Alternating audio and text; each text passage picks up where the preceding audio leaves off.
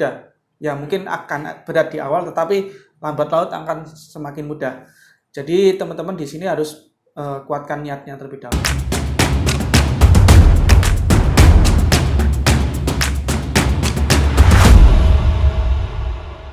Selamat siang Mas Abdurrahman. Ya, selamat siang Mas Imin. Gimana Mas? Mas Abdurrahman ini kan di sini sebagai tech fellow nih, yang bentar lagi mungkin akan istilahnya mau istirahat gitu. Nah, mungkin kalau boleh kita tahu nih, Mas Abdurrahman dulu masuk di Refaktor ini melalui program IP kah atau memang di hire atau gimana? Mungkin boleh diceritain ke teman-teman semuanya. Ya, baik teman-teman. Jadi sebelumnya saya di hiring ya. Jadi bukan melalui proses IP ataupun pre-IP ataupun bootcamp. Ya, untuk hiring ini sendiri kebetulan ya di Refaktor itu ada beberapa lowongan. Salah satunya ada engineer, ada juga yang lowongannya yaitu sebagai trainer. Nah, kebetulan pada saat itu saya meng-apply sebagai engineer, tapi ternyata ada kebutuhan dari Refaktor itu sebagai trainer. Akhirnya saya dimasukkan ke dalam divisi trainer. Jadi di Refaktor ini kan sebenarnya tidak hanya sebagai warehouse ya, tetapi juga agensi bootcamp ataupun training.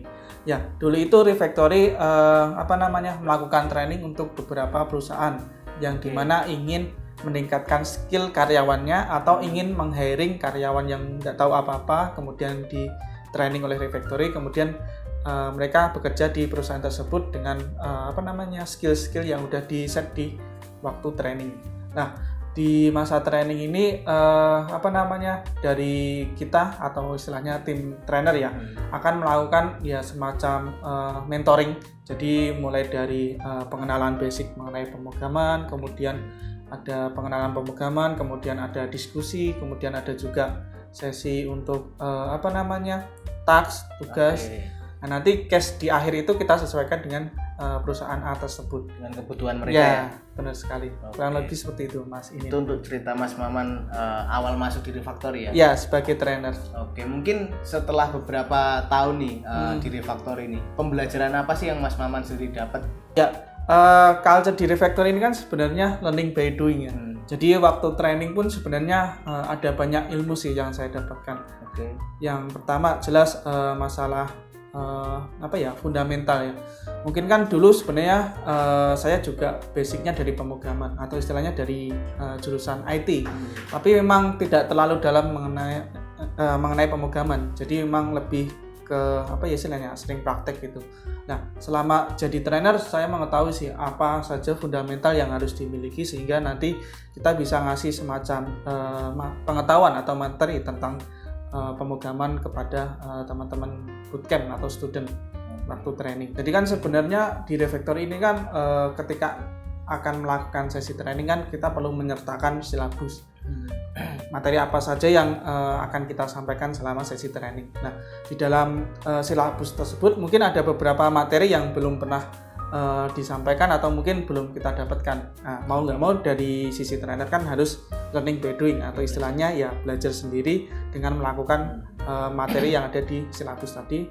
Mungkin dari perjalanan Mas Maman dari awal di Refaktori sampai hingga saat ini banyak nih orang-orang yang di luar sana pengen daftar IP, terus pengen ikut program bootcamp di IP ini yang belum yakin untuk mengikuti dan maksudnya belum yakin untuk ikut program IP ini. Mungkin boleh Mas Maman memberikan satu patah atau dua kata atau motivasi mereka untuk yang ingin ikut di IP ini dan mereka mungkin tidak percaya diri dengan basicnya, mungkin mereka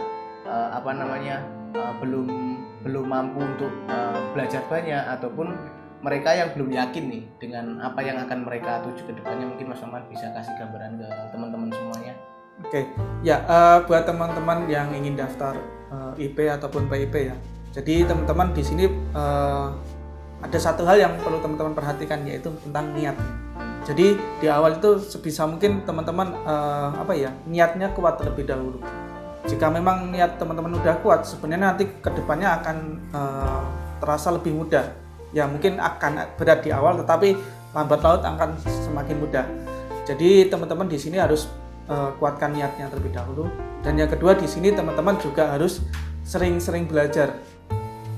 karena di programming ini kan sebenarnya ilmu yang terus berkembang ya. Jadi bisa dikatakan teman-teman tahun ini belajar A, mungkin saja di tahun berikutnya belajar B, ya sudah berubah. Jadi teman-teman di sini selain niat tadi juga harus mampu beradaptasi ya dengan. Ya, mampu beradaptasi dan juga senang belajar. Oke, mungkin itu aja sih Mas sharing-sharing kita di siang hari inilah di episode kali ini. Terima kasih Mas Maman sudah banyak memberikan insight mungkin bagi teman-teman semua yang belum ya. Terima kasih. Sama-sama Mas Imin.